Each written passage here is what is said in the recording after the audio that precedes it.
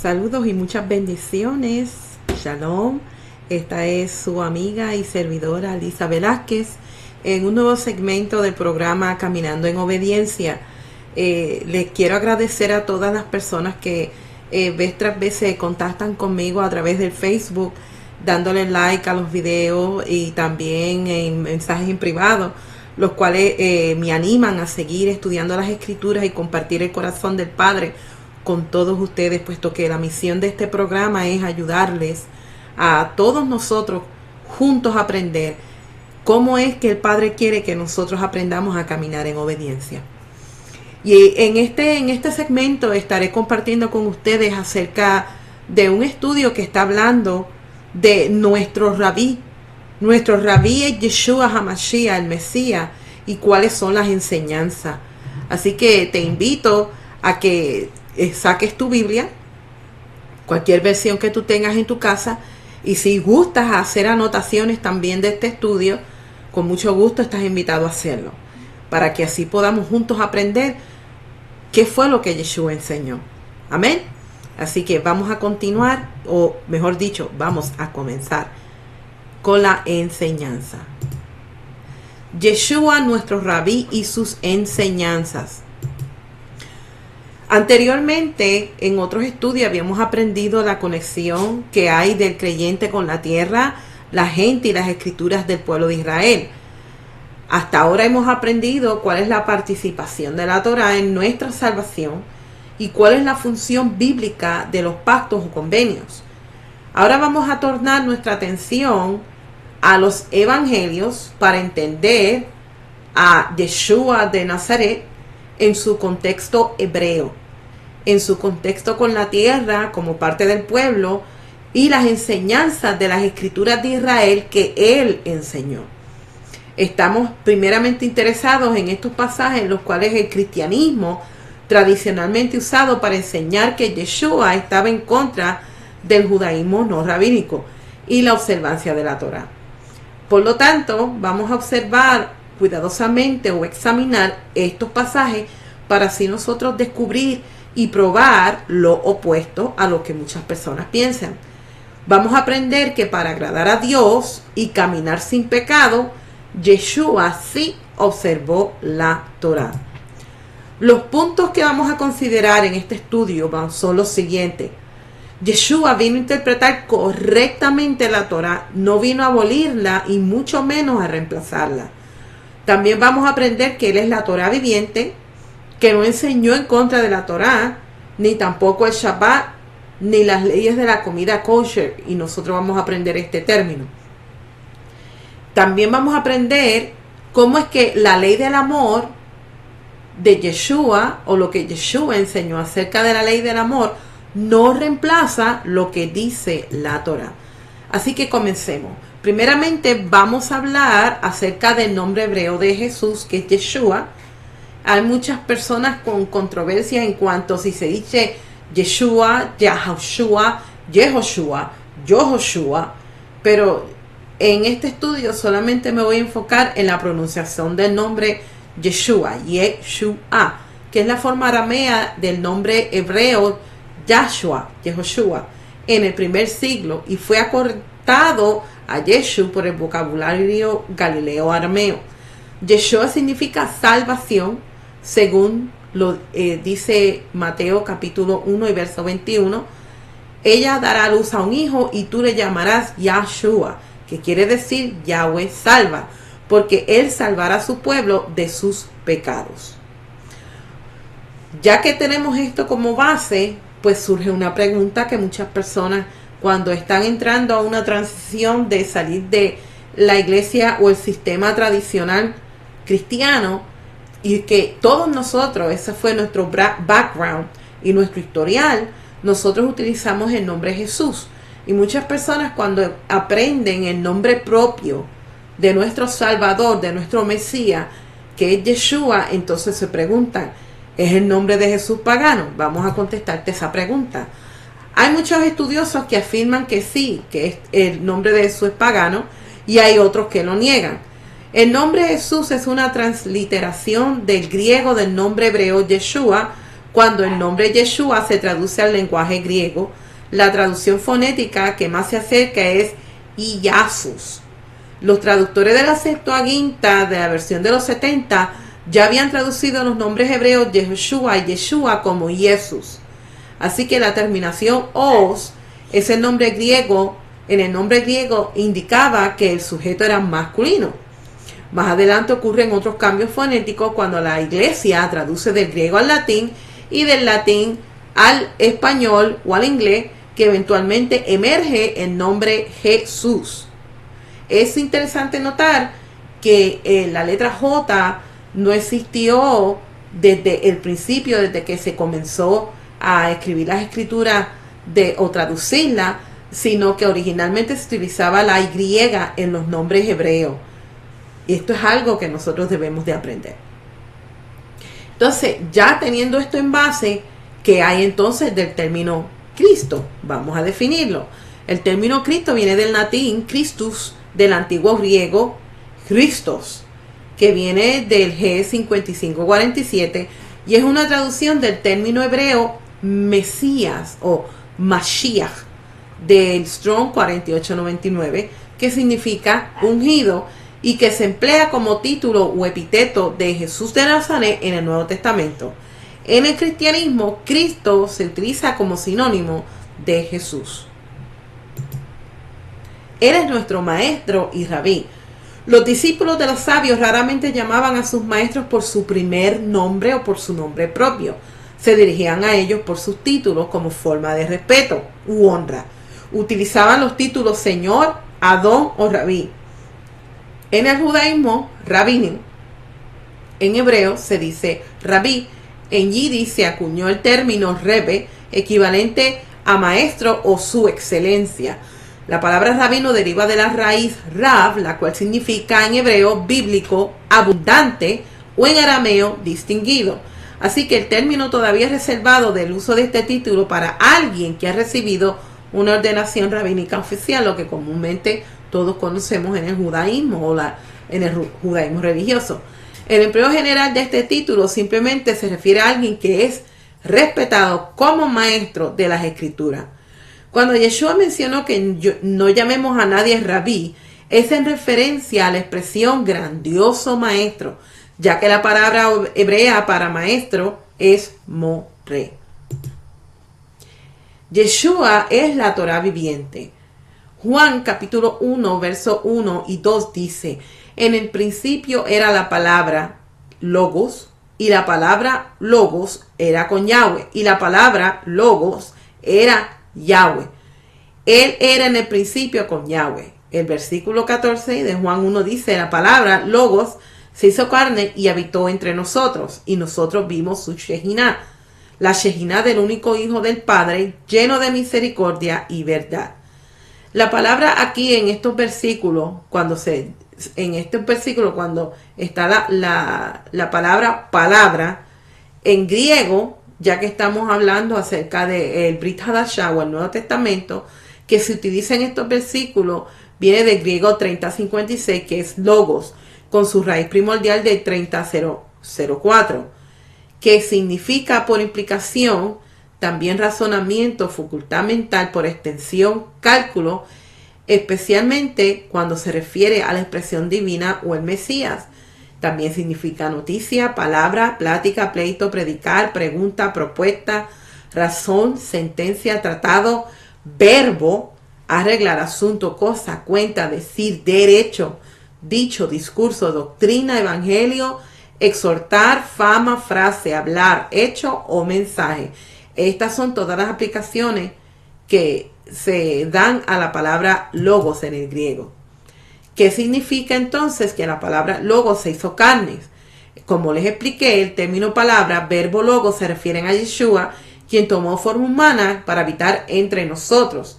En hebreo se utiliza la palabra Torah para describir a la palabra. Por eso nosotros decimos que Yeshua es la Torah viviente que se hizo carne. Tomó vida en la persona de él, de nuestro Mesías. Los discípulos de Yeshua se referían a su maestro como el rollo de la Torá. Y la generación de judíos creyentes en Yeshua, luego de la muerte de los apóstoles, le llamaban a Yeshua la Torá. En Mateo capítulo 5, que es un capítulo muy, muy conocido por casi la gran mayoría de los creyentes, está hablando acerca de cómo nuestro rabí estaba enseñando en el monte. Los primeros 2 versículos dice: viendo la multitud, Yeshua subió al monte. Después que se sentó, sus talmidim, que son sus discípulos, vinieron a él, y él comenzó a hablar, y esto es lo que les enseñó. Como les expliqué, el capítulo 5 es muy conocido como el Sermón de las Bienaventuranzas, para luego aclarar el siguiente punto. Todas las personas que leen el capítulo 5 de Mateo solamente se centran en los primeros 16 versículos, pero luego del versículo 17 en adelante lo pasan por alto.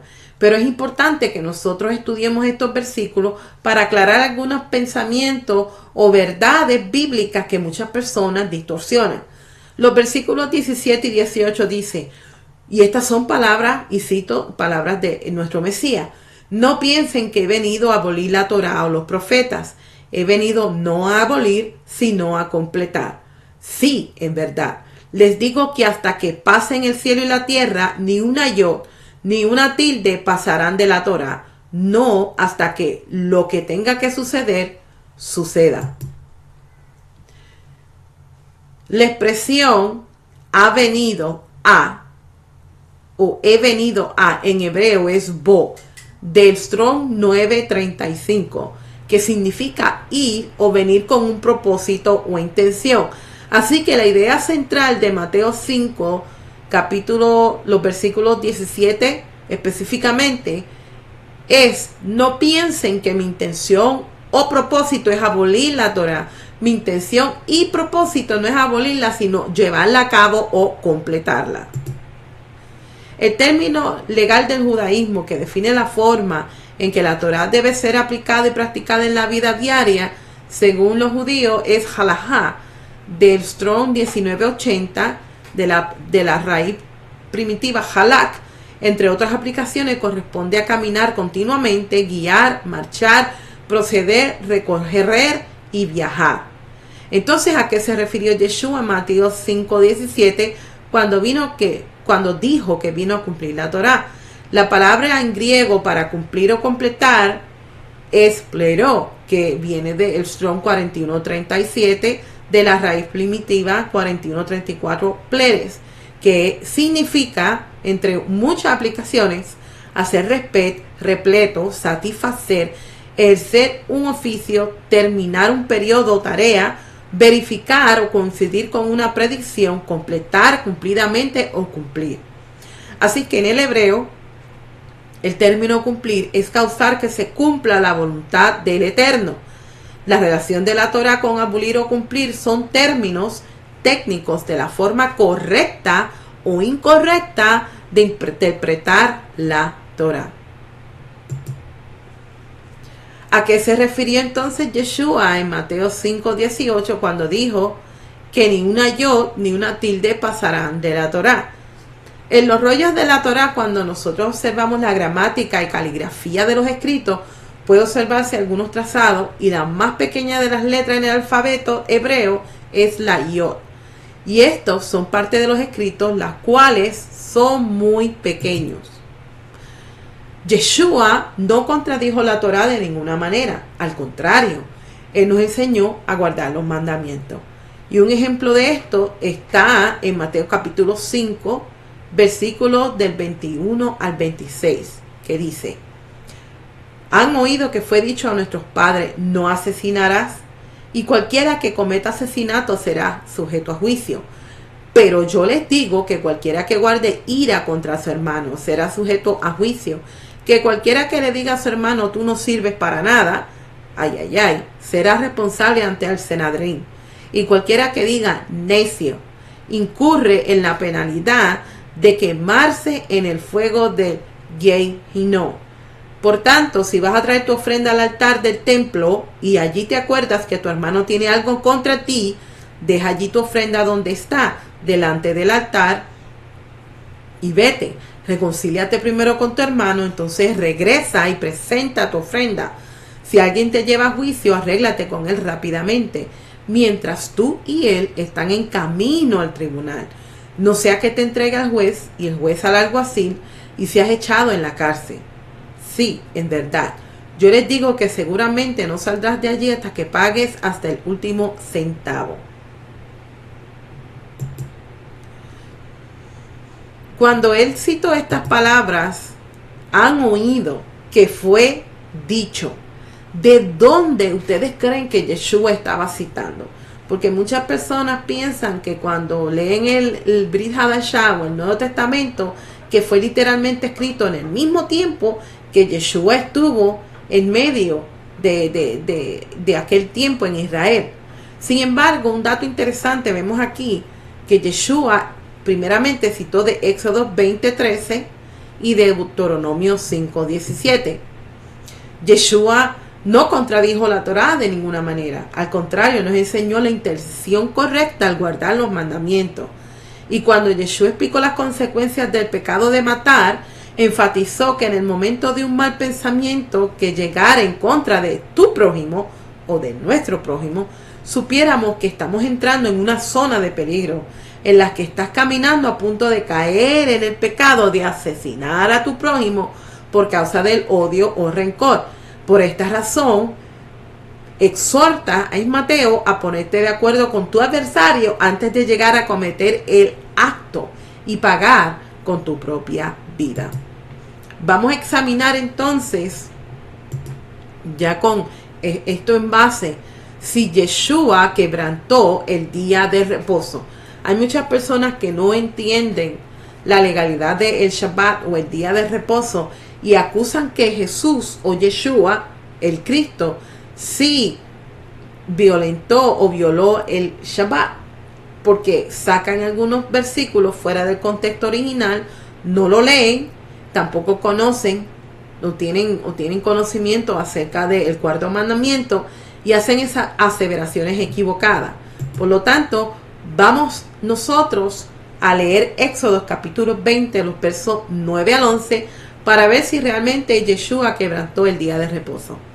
Dice así: 6 días trabajarás y harás toda tu obra, pero el séptimo día, que es día de reposo para Yahweh tu Dios, no harás en él trabajo alguno, tú, ni tu hijo, ni tu hija, ni tu siervo, ni tu sierva, ni tu ganado, ni el extranjero que está contigo, porque en 6 días hizo Yahweh los cielos y la tierra, el mar y todo lo que en ellos hay, y reposó en el séptimo día. Por tanto, Yahweh bendijo el día de reposo y lo santificó. ¿Cuál entonces sería la aplicación del mandamiento del día de reposo? El concepto de trabajo o labor está basado en el contexto de trabajar en tu tarea de experiencia o forma de mantenimiento, específicamente en aquellas labores que producen algún tipo de ganancia para el individuo, su familia o cualquiera que sirve con la intención de recibir salario o pago por su servicio. Ese es el mandamiento, esta es la aplicación del Shabbat. ¿Cuál es entonces la atención? Melajá, este término se usa en la Biblia en dos contextos. Primero, la narración de la creación y la construcción del tabernáculo, ejemplo de labores de construcción, como coser, confeccionar o construir. La ley judía identifica 39 categorías de trabajo prohibidas en el día del reposo o el Shabbat, y la gran mayoría de estas leyes que están registradas en el Talmud y en la Mishnah, básicamente están basadas en tradiciones rabínicas, mas el concepto es básicamente el realizar una labor en la cual eres remunerado o tomas el tiempo de congregarte para obras que no están relacionadas con justicia y misericordia. Esto vamos a tenerlo claro. ¿Cuál es la acusación que se hace en contra de Yeshua, específicamente en el día de reposo? Cuando nosotros examinamos Mateo capítulo 12, los primeros versículos del 1 al 8, dice así: un Shabbat, específicamente comienza así: en aquellos tiempos, Yeshua caminaba por unos campos de trigo, sus discípulos tenían hambre, así que empezaron a arrancar espigas de grano y a comérselas. Los fariseos, que no le perdían ni pie ni pisada a Yeshua y sus discípulos, vieron esto y le dijeron: mira, tus discípulos están violando el Shabbat. Pero él les dijo: ¿no han leído nunca lo que David y los que estaban con él hicieron cuando tuvieron hambre? Entró en la casa de Yahweh y se comió el pan de la presencia, que era prohibido para él y sus acompañantes, sino solamente era permitido a los sacerdotes. ¿O no han leído en la Torá que en Shabbat los sacerdotes profanan el Shabbat y sin embargo no son culpados? Les digo, aquí en este lugar hay algo mayor que el templo. Si ustedes supieran lo que quiere decir yo quiero misericordia en vez de sacrificios y animales, no condenarían al inocente, porque el Hijo del Hombre es el Señor del Shabbat. Primeramente, aquí, cuando Yeshua citó en el versículo 3, ¿no han leído nunca lo que David y los que estaban con él hicieron cuando tuvieron hambre? Él estuvo hablando específicamente de un suceso registrado en 1 de Samuel, capítulo 21, los versículos del 1 al 6, que está narrando cuando David viene de una campaña de guerra junto con sus hombres y claro, tenían hambre, no tenían otro lugar y llegaron donde estaba la casa del Eterno y se presentaron delante del sacerdote y lo único que el sacerdote tenía eran los panes de la presencia, que específicamente en cada Shabbat se cambiaban para poner unos hechos recientemente. El milagro ocurría que cada 7 días, cuando caía el día de reposo, los panes que se ponían en la mesa de los panes de la presencia se mantenían frescos porque estaban en un lugar kadosh. Entonces cuando David y sus hombres aparecen, este pan era una porción exclusivamente dedicada para los sacerdotes. Nadie más tenía derecho a comer de este pan. Y específicamente habla acerca de hacer justicia y misericordia.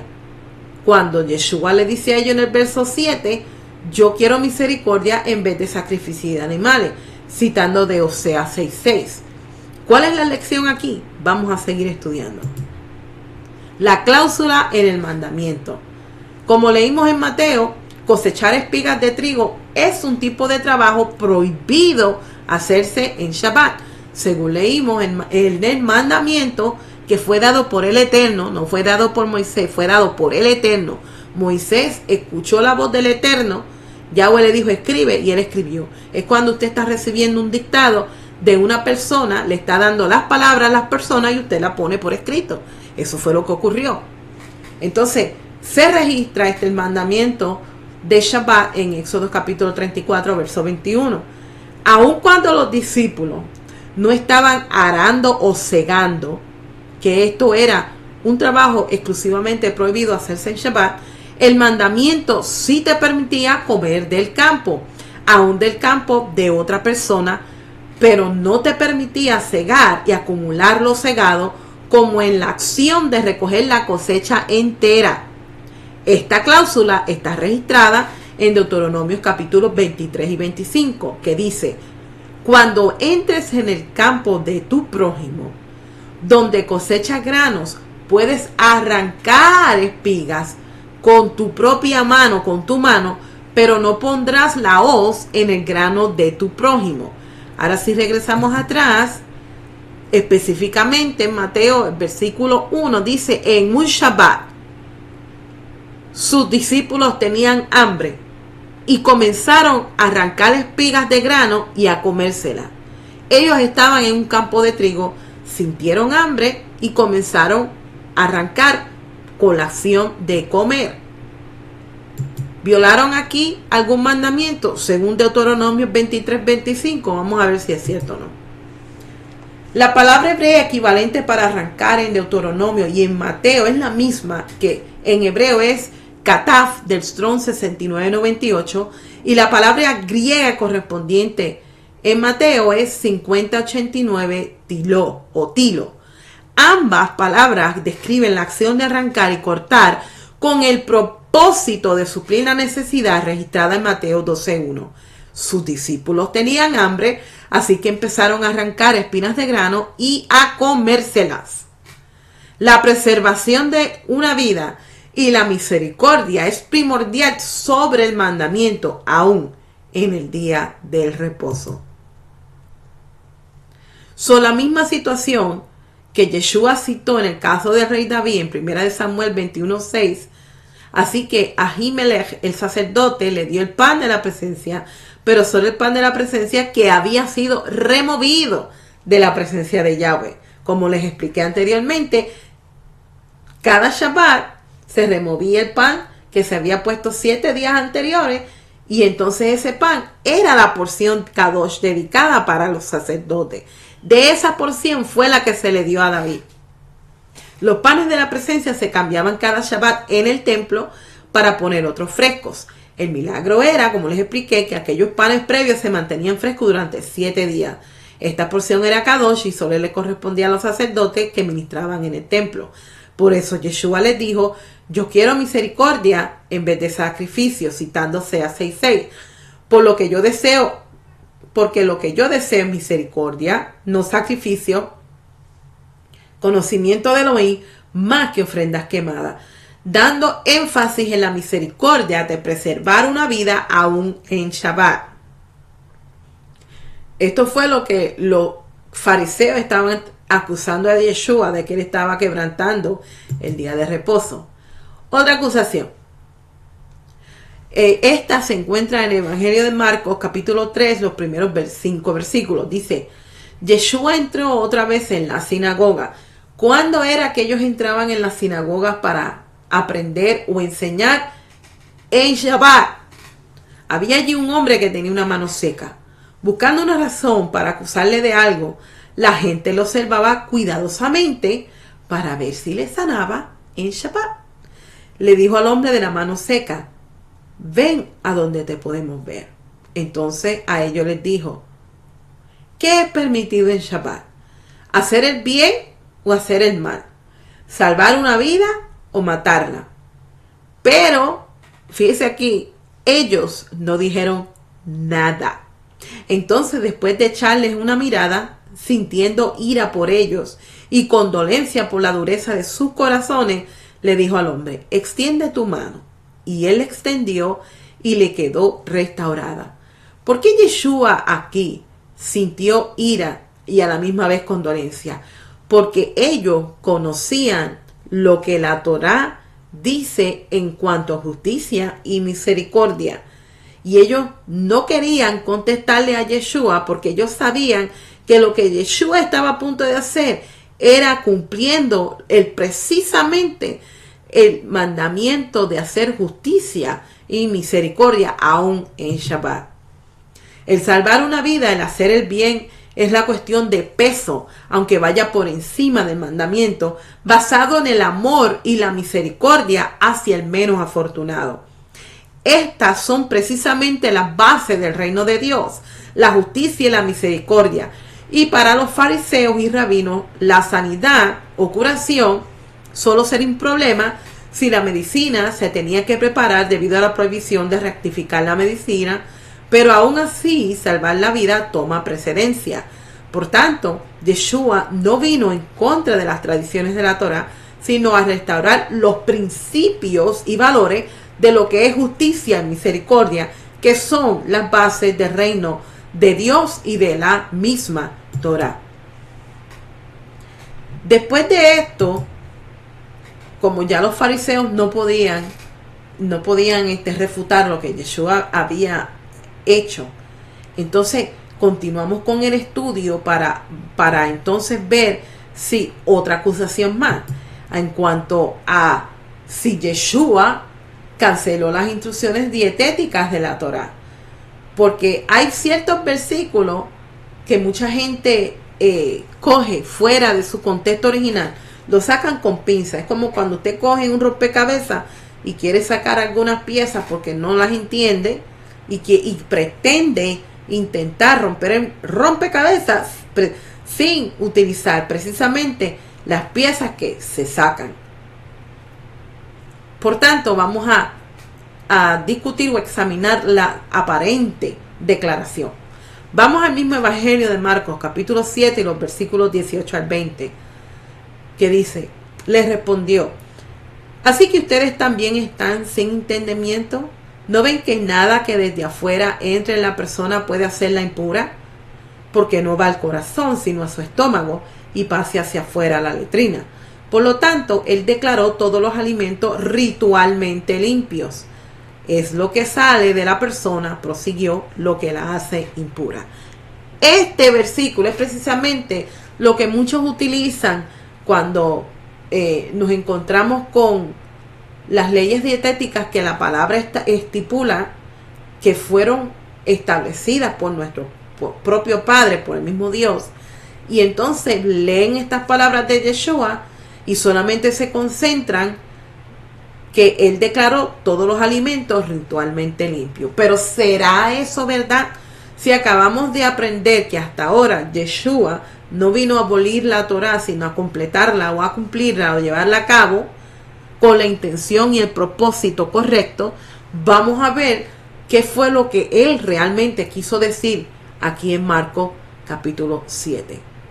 Continuemos. ¿Cuál es el mandamiento en cuanto a las instrucciones dietéticas que la Torá estipula? ¿Dónde está escrito? Está escrito en Levíticos capítulo 11, primeramente los versículos 4 al 8, que dice, pero no pueden comer aquellos que solamente rumien o solamente tengan pezuñas hendidas. Por ejemplo, el camello, el conejo y la liebre son inmundos para ustedes, porque ellos rumian pero no tienen pezuña hendida. Mientras que el puerco o el cerdo es inmundo para ustedes, porque a pesar de que tiene pezuña hendida y completamente dividida, no rumia. Ustedes no comerán carne de esto, ni tocarán sus cadáveres, son inmundos para ustedes. Nuevamente, Deuteronomio capítulo 14, los versículos 7 y 8, recalca lo que ya se había establecido en Levítico 11. Dice, sin embargo, de los que rumean o de pezuña hendida no comerán el camello, la liebre y el damián, porque rumean, pero no tienen pezuña hendida. Ni el cerdo, porque tiene pezuña hendida, pero no rumea. No comerás la carne de esto, ni tocará su cadáver. En la porción de los profetas, específicamente el libro de Isaías, capítulo 65, verso 4 y 66, verso 3, que se los cito para que ustedes lo busquen y lo estudien, también está hablando acerca de las personas que en los últimos tiempos comen alimentos que están establecidos en la Torá como alimentos inmundos. Continuamos. Vamos a examinar cuál es la aparente declaración en su contexto original. Marcos capítulo 7, los versículos 1 al 5. Habíamos leído en Marcos acerca de la acusación original cuando supuestamente Yeshua dice o declara los alimentos limpios. Vamos a ver si esto es cierto. Los fariseos y algunos de los maestros de la Torá, quienes habían venido a Jerusalén, se unieron junto a Yeshua. Fíjese esto, maestros de la Torá y fariseos. Y vieron que algunos de los discípulos comían con las manos ritualmente impuras. Esto es, sin hacer la netilat yadayim. Porque los fariseos y en verdad los judíos, aferrados a las tradiciones de los ancianos, no comen si no se lavan las manos ceremonialmente. Esto es algo importante. También cuando vienen a la plaza del mercado no comen si no se enjuagan las manos hasta las muñecas. Y se adhieren a muchas otras tradiciones tales como el lavado de copas, ollas y recipientes de bronce. Los fariseos y los maestros de la Torá le preguntaron a Yeshua, ¿por qué tus discípulos no viven de acuerdo a las tradiciones de los ancianos, sino que comen con manos ritualmente inmundas? Vamos a explicar cuál es la razón. El conflicto, Mateo 7, 1 al 5, sin hacer la netilat yarayim, porque los fariseos y en verdad los judíos, aferrados a las tradiciones de los ancianos, no comen si no se lavan las manos ceremonialmente. También cuando vienen de la plaza del mercado, no comen si no se enjuagan las manos hasta las muñecas, y se adhieren a muchas otras tradiciones tales como lavado de copa, olla y recipientes de bronce. Los fariseos y los maestros de la Torá le preguntaron por qué tus discípulos no viven de acuerdo a las tradiciones de los ancianos, sino que comen con manos ritualmente inmundas. ¿Por qué recalqué estos versículos? Para explicar lo que es Netilat Yarayim. Netilat Yarayim. En la lámina podemos ver a un sacerdote frente a la fuente de bronce, específicamente haciendo su ritual ceremonial de limpieza y purificación antes de comenzar a ministrar delante de la presencia del Eterno.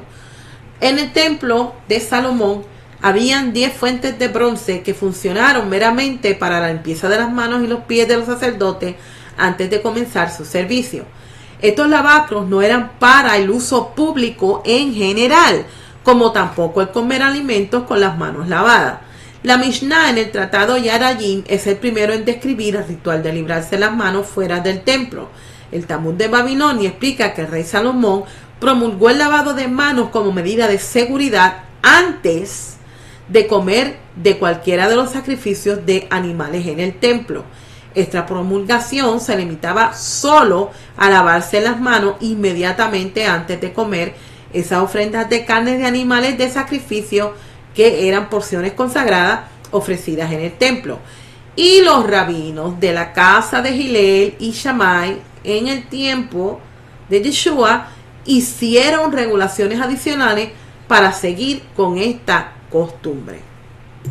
Entonces, ¿cuál es el conflicto en cuanto a lo que supuestamente dijo Yeshua declarando ritualmente los alimentos limpios? El conflicto en Marcos 7, 1 al 5, se trataba de que los fariseos y otros maestros de la Torá aplicaban regulaciones practicadas en el servicio del templo por los sacerdotes al diario vivir del pueblo común. La limpieza ceremonial antes del consumo de las porciones de comida asignadas a los sacerdotes era un asunto del servicio del templo y no de la vida pública del pueblo en Jerusalén. Así que la conclusión no es que todos los alimentos son declarados limpios por Yeshua. Lejos de eso, miremos la respuesta que le dio a los fariseos. Los versículos 6 al 9 del mismo capítulo 7 de Marcos dice: Yeshua les respondió, ¿a quiénes? A los fariseos y a los maestros de la Torá, que le habían preguntado que por qué sus discípulos estaban comiendo con manos ceremonialmente impuras. Les dijo Yeshua: Isaías estaba correcto cuando profetizó acerca de ustedes, los hipócritas, como está escrito: este pueblo me honra con los labios, pero sus corazones están muy lejos de mí. Su adoración por mí es inservible, porque enseñan reglas hechas por hombres como si fueran verdades. Ustedes se apartan del mandamiento de Elohim y se aferran a tradiciones humanas. En verdad les digo, ustedes han hecho un buen arte el de apartarse de los mandamientos de Elohim para guardar sus propias tradiciones. Aquí Yeshua estaba citando específicamente de Isaías capítulo 29 y verso 13, cuando dice lo mismo: este pueblo me honra con los labios, pero sus corazones están muy lejos de mí. Así que el lavarse las manos antes de partir el pan es una tradición, no es un mandamiento de la Torá. Yeshua de ninguna manera está contrariando ninguna de las leyes de los alimentos permitidos o prohibidos en la Torá. Yeshua le da a Israel el entendimiento de que las manos lavadas o no lavadas no cambian el corazón de un hombre o de una mujer. Si leemos Marcos capítulo 7 y verso 19 fuera de su contexto original, pareciese que así fuese. Pero un análisis del versículo en el griego koiné muestra que la palabra declaró no existía en los manuscritos originales. Así que la versión original del texto de Marcos se refiere a alimentos como carne, no vianda. Lo que implica que Yeshua está diciendo que ir a la litrina purifica toda carne, o sea, que purifica tu cuerpo humano. No el alimento, sino el cuerpo. ¿Quiere decir esto que ahora tú vienes de la calle y hiciste la comida y no te vas a lavar las manos, o mientras estés bregando con carne para pasar con vegetales, no te vas a lavar las manos, porque entonces todo lo que entra por la boca no va a impurificarte. No, hermano, no es esto. Es obvio que nosotros necesitamos seguir ciertos reglamentos de higiene, específicamente cuando estamos preparando alimentos apropiados o alimentos kosher. Aquí la cuestión es que los fariseos y los maestros de la Torá estaban diciendo de que los discípulos de Yeshua mismo, no estaban siguiendo las tradiciones de los ancianos, que estaban mal interpretadas o mal aplicadas del servicio del templo a la vida cotidiana del pueblo común.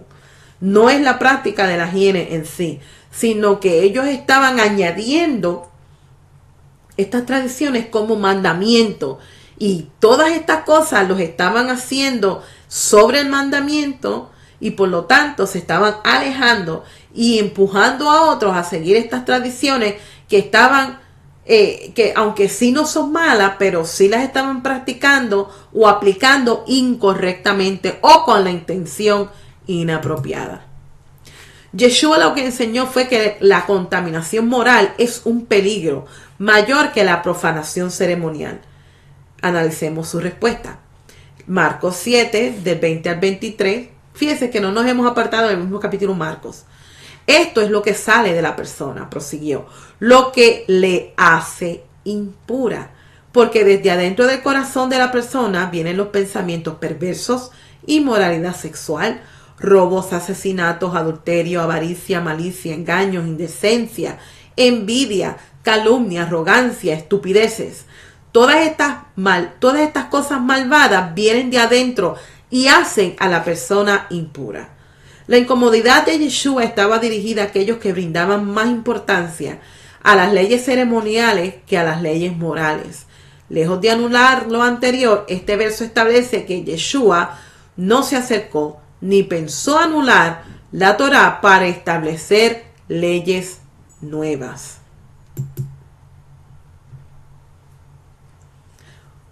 Por tanto, pasando a otro tema, entonces vamos a examinar qué es lo que significa amar a Dios y amar a tu prójimo. Porque hay otras personas que utilizan este versículo que vamos a nosotros analizar fuera de su contexto para malinterpretarlo, de que ya no tenemos que aplicar la ley, en cuanto a que ahora la ley del amor es más que la misma Torá. Veamos si esto fue lo que verdaderamente Yeshua enseñó. Vamos a Mateo capítulo 22, los versículos 36 al 40, que dice, le dijo, Rabí, alguien viene a preguntarle a Yeshua y le dice, Rabí, fíjense, ¿cuál de los mandamientos de la Torá es el más importante? Él respondió, amarás a Yahweh tu Elohim con todo tu corazón y con toda tu alma y con toda tu fuerza. Este es el mayor y más importante de los mandamientos. Y un segundo similar a este, amarás a tu prójimo como a ti mismo. Toda la Torá y los profetas dependen de estos dos mandamientos. Yeshua claramente en su respuesta a este individuo citó de la Torá, específicamente en Deuteronomios capítulo 6, 5, cuando dice amarás a Yahweh tu Elohim, que es parte del Shema. Y Levíticos capítulo 19 y verso 18. Esta es la expresión, toda la Torá y los profetas dependen de estos dos mandamientos. Este versículo es que muchas personas distorsionan o malinterpretan. Era una enseñanza general entre los rabinos resumir la Torá en amar a Dios y amar al prójimo. Amar a Dios y amar al prójimo es como un árbol y sus ramas. El fruto que cuelga es el resto de la Torá. El decir que solo debemos guardar estos dos mandamientos y desechar el resto no es amar a Dios. Contrario a esto, demostramos que no lo amamos porque no deseamos obedecer lo que Él previamente estableció. Así que para cerrar el tema de si Yeshua vino a abolir la Torá o no, vamos a repasar o recapitular este estudio. Primeramente aprendimos que el nombre hebreo de Jesús es Yeshua, Independientemente de cómo las personas lo quieran pronunciar en hebreo, vamos a acercarnos más a esta pronunciación por la salvedad de mantener la unidad. Y que el término Cristo significa ungido del hebreo Mashiach.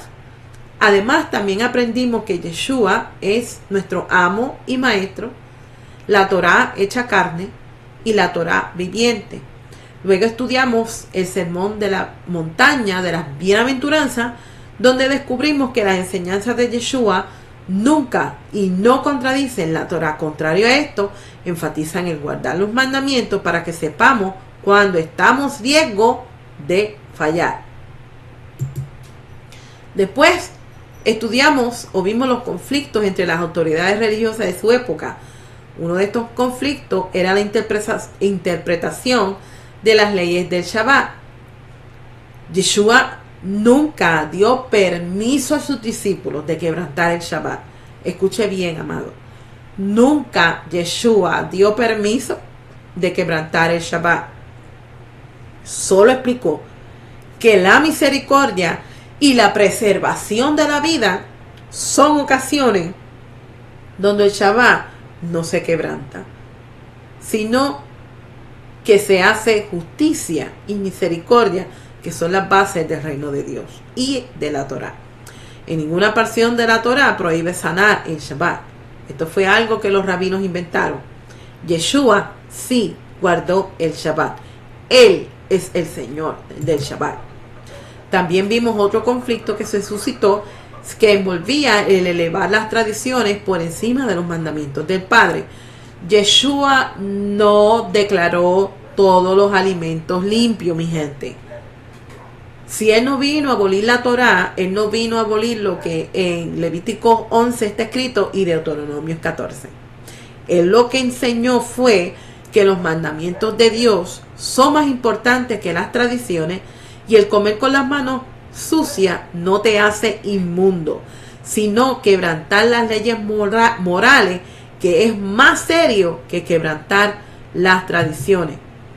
También aprendimos que Yeshua no reemplazó las leyes de la Torá con los mandamientos de amar a Dios y amar a tu prójimo. Contrario a esto, explicó que estos dos mandamientos son el resumen de la Torá o se sostienen de la Torá, y que los mandamientos donde la Torá y los profetas se sostienen es específicamente el amar a Dios sobre todas las cosas y amar a tu prójimo como a ti mismo. Si tú amas a Dios sobre todas las cosas, vas a cumplir con el resto de los mandamientos. Si amas a Dios y a tu prójimo, entonces vas a exaltar el honor de Dios, te vas a preocupar por cumplir con los mandamientos que Dios estableció, vas a tratar a tu prójimo con integridad, justicia y con rectitud, y vas a hacer obras de misericordia. Entonces, cuando usted lee estas palabras, ahora usted puede entender que no son dos solamente que se tienen que guardar de los 10 mandamientos, son todos. Así que espero que este estudio les haya ayudado a ustedes a tener una base fija en cuanto a quién verdaderamente es nuestro Mesías. Una enseñanza básica de algunos puntos que quise compartir con ustedes en cuanto a las enseñanzas de nuestro Rabí Yeshua. Así que la pregunta que surge es: ¿a cuál Mesías sigues tú? Muchas personas dicen: Cristo es mi Salvador, Jesús me salvó, y están en lo correcto. Pero específicamente, ¿estarán siguiendo las enseñanzas de nuestro Mesías? Es importante que nosotros vayamos a la fuente, a la Torá, al fundamento, y examinemos el contexto original a la luz de las Escrituras, lo que realmente nuestro Yeshua, nuestro Mesías, enseñó. Así que espero que te hayas gozado de este pequeño estudio, y alguna duda o pregunta puedes contactarte conmigo a través de Facebook. También quiero exhortarles, hermanos, a que continúen en sintonía con la programación de Teshuva.tv, que sigue impactando a la comunidad latina a través de muchos países a través de todo el mundo y necesitamos de su apoyo financiero para que este canal de bendición se pueda mantener en el aire. Así que, hermanos, siempre acuérdese esto. Usted que está saliendo del sistema tradicional y que ha verdaderamente aprendido de que el Padre quiere que usted regrese al camino fundamental de su base, de su fundación, de su fundamento, y todavía te encuentras en una encrucijada, recuerda siempre esto: haz y vive como lo hizo nuestro Mesías. Te espero en el próximo segmento y espero que este estudio te haya sido de bendición. Shalom.